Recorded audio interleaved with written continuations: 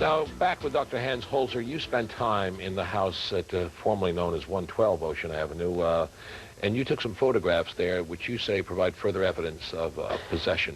I did my team. I brought a team of technicians with me, a psychic photographer who uses a Polaroid camera. You cannot fake. What does this show? This is showing me interrogating a medium, Mrs. Myers, who's in deep trance. And at that moment, the Indian is speaking to her and hollering like crazy and being very angry with a male voice. And we have that on tape, by the way. And but this photograph looks like there was a little movement and a shadow. Yeah, but there wasn't.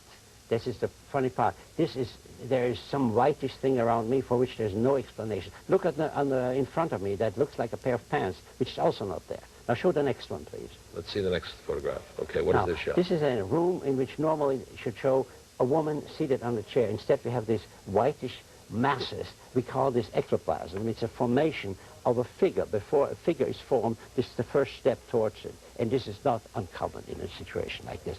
Now, the next one, please. See the next picture, this... Now, you see on the right, Ethel Myers, still deeply entranced, out cold, so to speak. And on the left there's something other than me. And that's all I'm saying. These are genuine pictures. They were taken by Polaroid, by Jerry Wagner, who's a technician who works with me. And there's something in that house, but it isn't a horror. It isn't a hoax.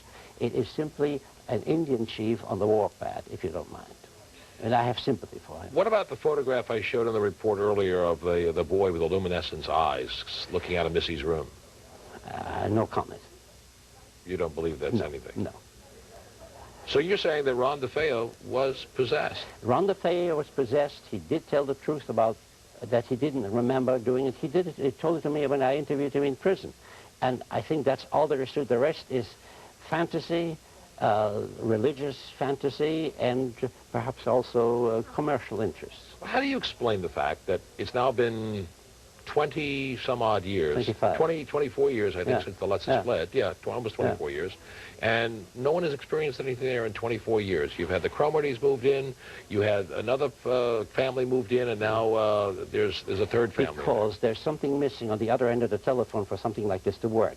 The entity is there, but if the person is not receptive, that is, the person is not psychic, deeply psychic receptive, nothing will happen, even though it continues to be there. I assure you, the Indian chief hasn't gone away. So tell me, is this a horror or a hoax? Neither. It's a house where an Indian chief was buried, and he doesn't like being fooled around with and having people living on his land. Why is it you feel, Dr. Holzer, people want to cling to this story? Partially because they have fantasies that they believe in, and partially because there's money to be made. And I feel kind of sorry for all this. And as much as the folks in Amityville want the story to go away, it's going to continue? It's continuing, and the more they say go away, the more they stay, because from the Indian chief's point of view, he's got a case. And as far as DeFeo is concerned, he has a case too, believe it or not. Believe it or not, Dr. Hans Holzer, thank you very much for joining us and providing this insight. It's a pleasure. As a postscript, I must note that the people who live in Amityville, Long Island, are proud of their community and its richness in history that dates back to the 16th century. It was the home of Will Rogers, Walt Whitman, Governor Al Smith, and Annie Oakley. The father of our country, George Washington, slept there at the Zebulon Ketchum Inn. Facts quickly forgotten by a world that wants to believe in the seemingly unbelievable. What do you think? That's our program for this week. If you want to know more about 11 News Close-Up, check out our website at www.wb11.com. Up next on Best Talk, the digital divide and what's being done to link the black community onto the information superhighway. I'm Marvin Scott. Thanks so much for joining us. Have a terrific weekend.